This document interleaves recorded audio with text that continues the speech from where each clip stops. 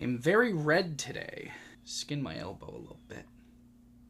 Ow! Fuck! Beauty and the Beast. It's a classic. We've all seen it. We all know the story. A girl that is so beautiful that her name literally means beauty goes into the woods to find her inventor father that went missing and winds up in an enchanted castle where she tells the guy in charge, who just happens to be a beast, hey, let my papa go and I'll stay here with you. Then she meets a bunch of enchanted objects like a candlestick, a clock, and a teapot, but then back at home, a big beefy boy who loves the beautiful girl and wants to marry her is planning to lock her father up in an asylum so that Belle is like, no, let my father out. And he can be like, I'll let your father out if you'll marry me. But she actually fell in love with the beast and is like, no, he's kind and gentle. And then the big beefy boy is like, nah, we're gonna go kill him. So they go to the castle to kill him and the whole village gets their asses kicked. But then the big beefy boy stabs the beast on the roof and then the big beefy boy falls off the roof and fucking dies. And then the beast man turns into a real man because he learned to love and someone loved him back. And they all lived happily ever after. And that's Beauty and the Beast. It's one of my favorite Disney movies. In fact, I'm currently playing the big beefy boy, Gaston. Editor, can you insert a clip here? So I'm roughly the size of a heart. So much fun. Have you ever watched this classic Disney cartoon and thought, hey, I'd love to see that in live action? Well, you're in luck because there's the stage show if somebody near you is performing it, or there's this thing. This thing exists. But have you ever watched the live action version and thought, yo, we should really make it R-rated? That way we can see lots of blood and guts and stuff. No? Well, if you did, I have the perfect movie for you. Beauty and the Beast is a 2010 movie from Australian director David Lister, who's also known for his work on the 2005 film Blood of the Beasts. My guy seems to have a theme going on. Sitting at a whopping 3.1 out of 10 on IMDb, this is obviously going to be the best adaptation of the story that we've ever seen. And what better way to talk about a movie than to just fucking go. So this movie starts out with the production company logo, and I don't know why I find this one so funny, I just do. Like, it's a little star bowing, but it's also just like super silly. Best part of the movie right there. Anyway, we start out with some opening credits, as most movies do, and it's just like a witch doing witch stuff, making a potion perhaps? Then we hear what sounds like a text-to-speech narration, but it's apparently Sheriff Otto, who's a character in the story. It just sounds absolutely awful. I used to be the law around here. Sheriff Otto, they called me. And I knew the beast. And I'm telling you that what really happened was far, far more terrifying than anything the storytellers ever admitted. So, like, is there one storyteller? Because Otto said that the story is far more terrifying than anything the storyteller has ever admitted, which implies the existence of one storyteller. But is he talking about a storyteller in the town they live in? Or does Otto know of an omnipotent presence known as the storyteller who tells stories? I don't fucking know. King Maximilian is dying, and he's like, bring me my son. And he's talking without moving his mouth. Bring me my son. So I guess people that are dying are too weak to move their mouth, but can speak with clear diction. Like, if you don't move your mouth, it would sound like this. But you can really hear him chomping down on those consonants. Anyway, dude wants to see his son, but plot twist. Your son died at birth, Your Majesty, many years ago. You have to choose a successor. And to choose from among those present, Your Majesty. Us, your noble relatives. So after that exposition dump, this one dude pulls his cousin into a room off to the side. Word with you, cousin. You and I are leading contenders for the throne. I am the leading contender, Count Rudolph. Bro, his name is Count Rudolph. That's so funny. So Count Rudolph is like, you mean you don't want to form an alliance? And his cousin's like, nah, cousin, you're mean and vicious and cruel. Then my man Rudolph says, you forgot ruthless, and chucks him out of the fucking window. Never forget ruthless. Oh my god, that green screen is amazing. I mean, look at how cutting edge that is. We're 3 minutes in and there's already been a murder. There's a fucking airplane. We are 3 minutes in and there's already been a murder, so we know not to fuck with this guy. But Count Rudolph's cousin gets impaled by a tree branch, which I'm gonna have to censor in order to stay monetized, so sorry if you came here to see graphic content. You're just gonna have to take my word when I say that this is some of the worst special effects gore I've ever seen in a movie. Shot again and again. Help! Somebody help me. For the love of God, somebody help! Bro, Will Smith better give up that Best Actor Oscar because this dude deserves it. Then we get some more witch shit, which includes the shot of her looking for ingredients that's just a little too long.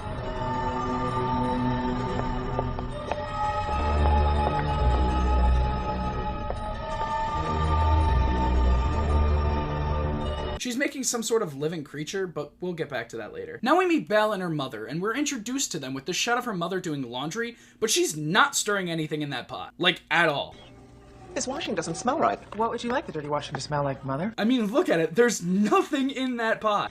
So Belle's job is to mix plants to make detergent for her mother, but she's pretty bad at it because she ends up making a fucking smoke grenade. Since she fucked up, she's got to go into the woods to find some ingredients. Before that, we got to go back to the witch, who is now finishing whatever it is she's making, and treat us to this amazing magic spell. By Ashtoreth and Ishtar, by Beelzebub and Azur-Mazda, by all the hearts of darkness that seethe beneath this fated earth, I command you to come forth. But then whatever the thing is she's making bites her, and she likes it?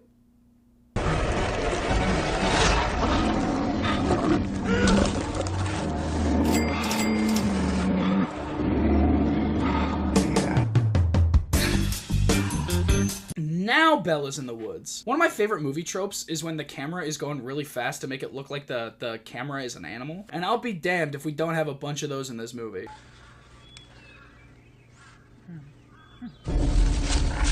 Belle is attacked by a wolf, but the wolf is immediately shot by someone. Who is that someone? Well, an insane zoom shows us. It's the Beast! Yay! The Beast saves Belle! It's just like the Disney movie! What's that? The Beast shoots a bolt at Belle too?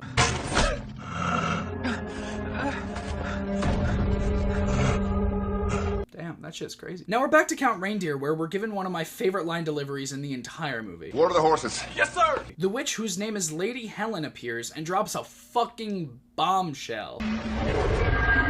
I've come here to help you become king, cousin. Lady Helen and Count Olaf are cousins. That's perfect. So Lady Helen is telling him her plan to get him on the throne, and I gotta say, the sexual tension here is insane. The fact that I would also like to be on the throne. As your queen. Excuse me. Am I not beautiful? Your heart's as black as hell, and everyone knows it. If you want to be king, Rudolph, you'll need my black heart. Which makes sense, considering that she wants to be his queen? But, like, they're fucking cousins. So either everyone in this town is related, or she just really wants to bone her cousin. But also, if she has magical powers capable of putting Count Randall on the throne, and her end goal is to be on the throne, why doesn't she just use her powers to make her the only ruler? Is it because she's a woman? Is it because she's a witch? You're telling me this lady is a witch, but she can't cast a spell to make people overlook those things? This plan just feels so elaborate for no reason. Just cut out the middleman. After explaining her plan, Lady Helen disappears, and Belle is heard running through the woods. But Count Gordon Ramsay's assistant dude just, like, grabs her so aggressively. Well, my pretty maiden. What's your story? Like, what the fuck was that for? Bella's like, the Beast tried to kill me. And Count Rudy Giuliani is like, the Beast is nothing more than a legend. And she's letting her imagination run away with her. The Beast is nothing more than a legend. You let your imagination run away with you, young lady. Belle's like, he shot a crossbow at me. And Rudy's right-hand man is like, wait, that's the weapon that the Beast is said to use. And then they just believe her? Which, if the Beast is a legend, wouldn't everybody know that he's supposed to use a crossbow? Like, why do they just believe her all of a sudden? Count Raggy sends his men to go find the Beast while he stays back and sexually harasses Belle on horseback. How often does a washerwoman's daughter get the chance to be intimate with a lord? You should feel flattered. Problem is, I don't, so get your lecherous hands off me. You need a lesson in manners, wench. And you need a lesson in common courtesy. And then one of his men comes back without his head. Except he's still sitting on the horse like he's riding it, but his fucking head is missing.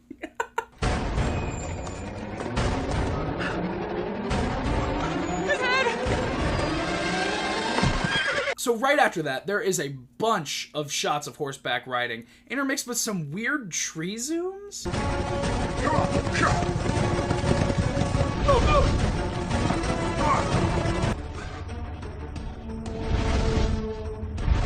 Headed for the village. This way. The beast makes his way back to the village and gets trapped inside a building, but Sheriff Otto, who looks like he's about to collapse from a heart attack, is like, no, the beast would never hurt anybody. No, he never did anybody any harm. Otto, I saw him tear a man's head right from his body. Saw it. I saw the body. How do you know the beast was responsible? Bada bing, bada boom, the beast rips off a dude's arm and throws it out the window. And then the body gets thrown out the window. And then Count Roomba's men shoot crossbows into the window at the beast, but they don't hit the beast at all. They hit one of the Count's men, and then he falls out the window. Fire into the window!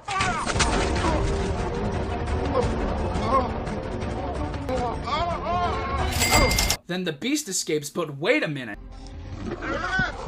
Auto enhance. That's not the beast. What the fuck is that CGI monstrosity? My man's Otto finally has a heart attack, and then some more text-to-speech narration. Otto, what's the matter? I have to You have to what? talk to him. Who? I have to. Someone, help me. And so they went off after the beast. At the very minute when I could do nothing to stop them. I've been afraid of something like this for years. And now it had come. Belle sees Otto while he's resting, but he is also not moving his mouth while talking. That thing just killed Dr. Thorne. You don't understand. What is up with all these people in pain just not moving their mouths? Otto tells her that the beast is kind and would never hurt anybody. And after he passes out, Belle finds a map that Otto has which leads to where the beast lives. But like, look at this fucking map.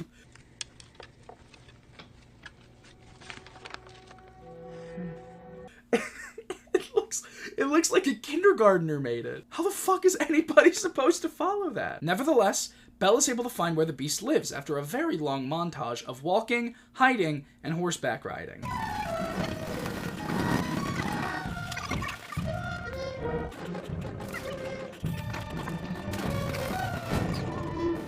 His place is covered in bones, which is like kind of scary because are they human bones?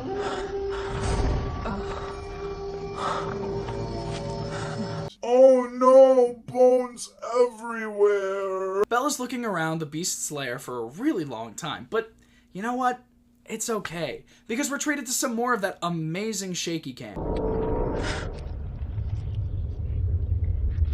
Belle meets Beast and they live happily ever after. I wish, because we're only 20 minutes into this movie, and I already want to rip my eyes out. Belle tells the Beast that Sheriff Otto sent her, and you know what this dude says? He says, he used to bring me food when I was small. He used to bring me food when I was small. My man didn't try to say when I was a kid or when I was younger. He went full in on saying when I was small. And he says it multiple times in the movie. The Beast hears commotion of people being murdered outside by the CGI thing and is like, yo, Belle, the fuck? You brought people here to kill me? You've brought hunters to kill me. And then he locks her in a jail made of wood that she could easily break out of. And she does. We get our first real look at the CGI thing, and holy shit, it's horrifying. But only because of how bad it looks.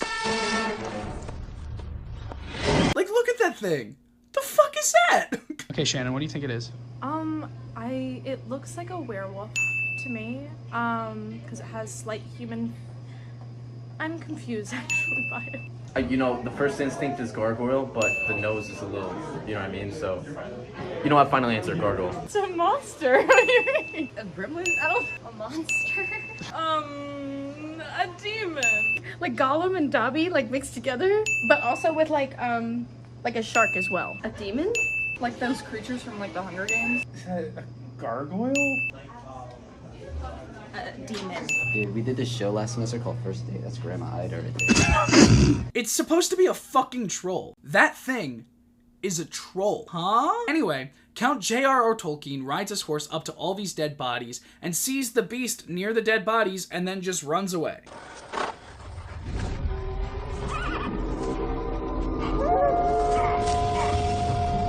Sorry, he rides away. He's on a horse. So we all know the Beast didn't do this, right? I mean, this doesn't look like his work. He uses a crossbow. He doesn't even have a speck of blood on him. Does this look like my work? Does it? I am a hunter with a crossbow. I don't have a speck of blood on me. Yo, that's what I said. What's your real name? Drink this. That's a weird name. Who names their kid Drink This? So the next part is a lot of exposition where the beast just talks about his childhood, and it's boring, but there is one thing. He has a holy grail that has a pattern on it that he calls the pattern of the beast. Super creative. The pattern of the beast. Don't call yourself that. That comes back later in the movie. It's the only reason I mentioned it. Now we're back with Count Ramen, and Lady Helen really just wants to fuck her cousin. As a kind of loving couple, I've come to soothe you. I understand you've had a very trying afternoon. Just so much footage of her wanting to fuck her literal cousin. Remember that thing the witch was making in her cauldron at the beginning? If you haven't figured it out, it turns out that that thing was the troll. It was my troll. A vicious, maniacal killing machine controlled only by me. So this witch lady made the troll and is now going to use it against him in order to get him on the throne. I'm gonna break this part down because it's super convoluted and doesn't really make a lot of sense. In order for him to get on the throne, he needs to kill the beast. I'll help you catch the beast. The beast is famous. If you were to bring him down, the whole kingdom would look up to you. Because the beast is famous and scary. But if he doesn't accept his cousin's help, she's going to use the troll that she made to kill everyone because she wants to be on the throne. But she needs him because they would never allow a woman to be a ruler on her own, but she also wants to fuck her cousin. Like, she definitely wants to fuck him. But like I said before, why does her power stop at being able to get on the throne? Like, she can make a whole ass troll, but the one thing she can't do is make herself queen? Interesting plot device. Belle is walking back to the village and gets caught by one of Count Redneck's men and is taken to the castle.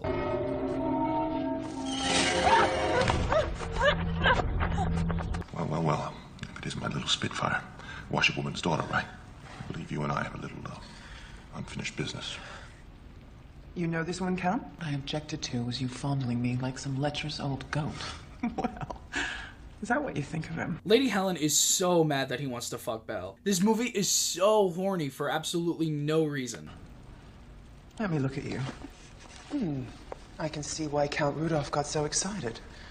You're quite a beauty, aren't you? Oh, we got a bi queen on our hands. Lady Helen smacks the fucking shit out of Belle. I have nothing to say to you. How dare you speak to your superiors like that, you troll? And then uses her magic to see Belle's memories outside of her body like it's a TV screen. Which is pretty friggin' cool, if you ask me. Anyway, the memory that she sees is just the beast chillin'. Like, he doesn't say anything. But Lady Helen is like, oh my god, I thought he was dead. Because, plot twist, King Maximilian's kid that died in childbirth was actually just deformed by Lady Helen, and then Otto took him into hiding. So that means the beast is King Max's son, meaning that he is the true heir to the throne. That's a crazy plot twist right there. I never would have seen that one coming. Whoa. So this is now the reason they want to kill the beast. Before, they didn't have a motive other than killing the beast to win the town's affection, but now they really have a motive, even though no one but Otto and the witch know. So who would believe that the beast is the prince? It doesn't really make sense. But now they have a double motive. A dotive, one might say. What the fuck? They take Belle to the dungeon, but she winds up just kicking everybody's ass and escaping out of the castle. Stop, Belle.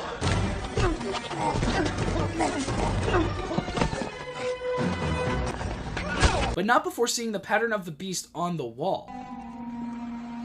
Pattern of the beast? Belle hangs off the side of the castle listening to Count Ray Romano and Lady Helen talk about how the beast is the true heir and that they're gonna kill him. And no one in their right mind is going to accept that beast as heir to the throne. Stop arguing and understand this. The beast must die. So Belle rushes off to warn the beast, but not before taking a nap in a tree. Gotta get that beauty rest. Am I right, fellas? Lady Helen uses one of the beast's hairs that she pulled off of Belle to talk to him. They tell the beast that the troll is going to Belle's house to murder Belle and her mother, and that only he can save her. So naturally, he believes this mysterious voice that comes out of nowhere and goes to the village. The beast gets to the village, and then this happens. Washerwoman. Where does the washerwoman live? Over there. Thank you.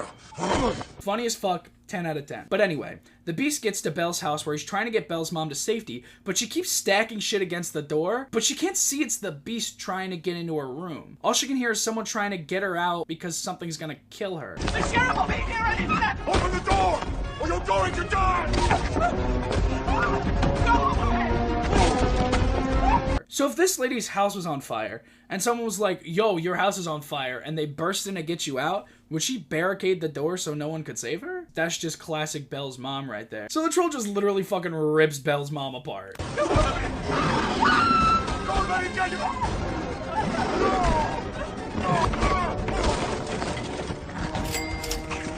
And then he runs away, so everybody thinks the beast did it. But also, I don't know how the people of the village didn't see the troll run away. Like, he's a giant monster that looks nothing like the beast. Just as Count Racecar is about to kill the beast, Sheriff Otto storms into the room and is like, "Amazing, you caught him! Now we can have a trial." Cuss him. As soon as the trial is over, we'll be singing your praises. They're really trying to pad this movie with as much shit as they possibly can. They take the beast off to jail and jail? The fuck? They take the beast off to jail and Belle sees the mutilated carcass of her dead mother. And Count Von Count is just so candid about her mother's death. Appears the beast has killed your mother. No! It was only my regard for the law to stop me from killing it on the spot. Then there's a lot of exposition and backstory about how Lady Helen was fucking King Max, and when he had a kid with somebody else, she was mad, and that's why she turned the kid into a beast. So this entire movie happens because Lady Helen is just so fucking horny. Belle visits the beast in jail and kisses him to make him turn into a prince. But it doesn't work. So she just kissed him for no reason. Which sucks for us as the audience, because it's literally the most disgusting part of the movie.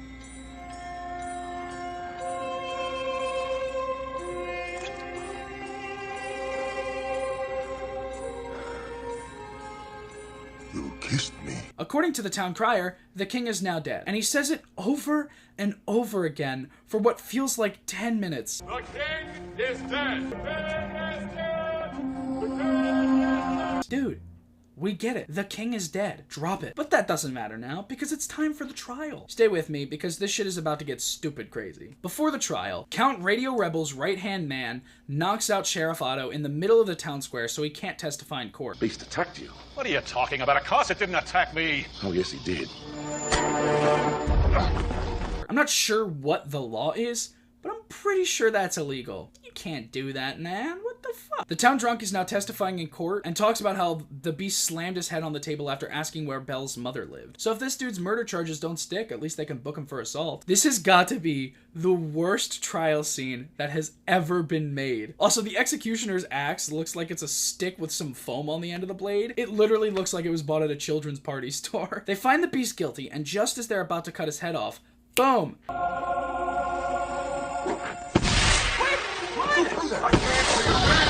Chekhov's smoke grenade. Belle saves the beast and they run away. Lady Helen is now gonna have the troll kill the beast, and she gives what is probably one of my favorite lines in the entire movie. I know, he's stronger than you and almost as ugly. I also forgot to mention that Lady Helen controls the troll. Controls? No. She controls him with this purple liquid that's pretty much crack for him. Would you like some of this? Well, you'll get some once you've got it for me. So if he does what Lady Helen wants, he gets some crack. She's got this clay that turns living things into stone, which she uses on a rat, and it looks really silly. And here is the perfect way of providing the beast with the required dose.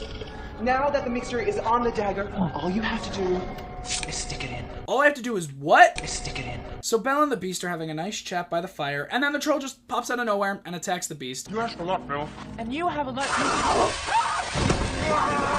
The troll stabs the horse, and then the horse turns to stone, and then he runs away out of fear.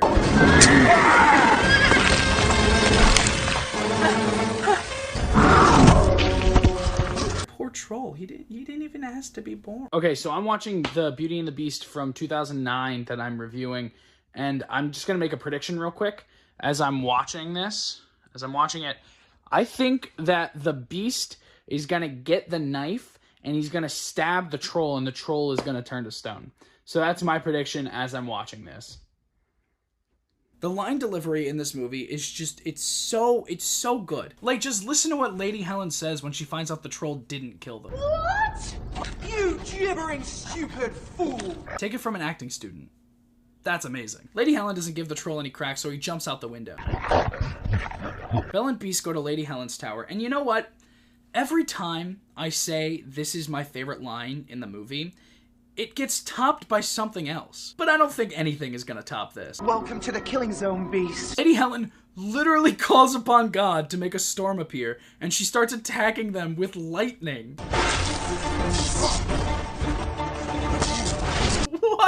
fuck is going on? And these effects are so cool. The Beast and Belle climb to the tower and a lot of fighting happens, but eventually, Lady Helen stabs the Beast and corners Belle. I'm sorry I don't respond well to threats. In fact, I hate them. I get to kill the Beast and slit the throat of his beloved all in one morning. All hope is lost. But not really, because the Beast chops off Lady Helen's head. How dare you! Since the Beast was stabbed, he's now bleeding out, but Belle magically finds one potion that heals wounds.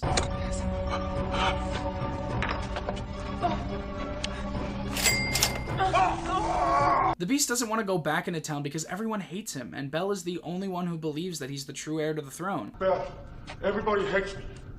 And there's only 2 of us. But then guess what? Otto walks right into the room. 3 of us. Don't forget me. Otto! You came. And now they're off to town. Just stay with me. We're almost done, I promise. Oh, gross. Oh, I'm so sorry. I'm sorry. I didn't mean to burp. I'm sorry. At town, they're voting to elect Count Rosie O'Donnell as king, which I don't think that's how monarchy works, but you know what? It doesn't matter. 2 guys don't want him on the throne because he's associated with witchcraft. So, Count Roman Empire has the troll bite the head off one of them because he has the troll now after it escaped. I don't know. It's super contrived. Attack them!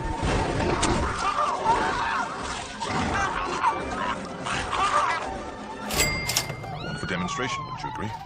How about a small round of applause? Because of this, everybody's scared, so they all vote for Count Rudolph to be the new king. Shit, wait, that's actually his name. Anyway, the Beast, Belle, and Otto make it back to the village, and the Beast is all like, I'm the rightful heir. I am King Maximilian XIV. There's no need for any king choosing at all. You see before you the rightful heir to the throne. How can that be possible? Are you mad, Beast? No.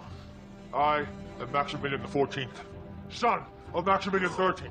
Which is so many Maximilians. That means if each king before him served for a minimum of 50 years, this family has been ruling for 650 years on Maximilians alone. That's fucking crazy. Yo, the British Empire is jealous as shit right now. Oh, fuck. I forgot to mention earlier that the troll only exists because Helen took the Beast's livelihood when she turned him into a beast and kept it in a bottle, which is just... The Beast grabs Count Ram Ranch by the throat. Return to get it back. But then the troll grabs Belle, and Count Ragamuffin says that he'll let Belle go if the Beast renounces the throne. But before the Beast can do that, Sheriff Otto throws the Beast a crossbow, and the Beast shoots the troll with the bolt that has the clay that turns things to stone, and guess what? All I'm gonna say is my prediction was right. Count Rio de Janeiro goes to kill the Beast, but the Beast stabs him with a bolt and turns him to stone too.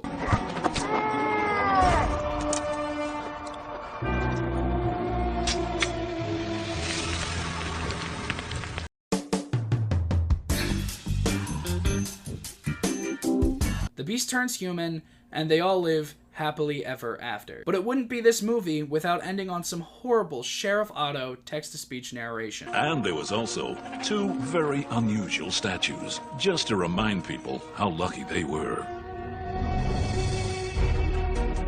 And that's the end of the movie. So, what'd you think? This movie has no reason to exist. It's fucking bad. They literally just wanted to, like, top Disney and do Blood and Guts, Beauty and the Beast, and it's fucking horrible. There's nothing redeeming about this movie, except for just a few times that I laughed when things weren't supposed to be funny. The acting is bad, the script is bad, the special effects are bad, the set is bad, the props are bad. There's not one good thing about this movie. And I'm so happy I don't have to watch it again. I don't really have anything else to say about this movie, but I guess I should rate it. I'll give it like 1 Gaston out of 5 just because, like, at least I got to laugh at some parts, you know? Alright, that's gonna be it for me today. If you like this video, don't forget to click like and subscribe if you think I should be nominated to be People Magazine's Sexiest Man Alive. I know you do. And while you're subscribing, why don't you just go watch some of my other videos? Like, why not? Just do it. This video's Funny Boy of the Week is Lou for sending me this meme. You want to be Funny Boy of the Week, send me a DM of a meme, a TikTok, a joke, just anything that'll make me laugh, and if I like it, you might be the Funny Boy of the Week. You can follow me on Instagram, Twitter, Twitch, and I just made a Letterboxd if you want to see my thoughts on other movies. Also, join my Discord if you want. The links for all of those are going to be in the description down below. Are there any other bad movies you want me to watch? Let me know in the comments down below. Also, big shout out to all of my friends who appeared in this video. You guys are the best. Thank you all so much for watching, and I'll see you next time.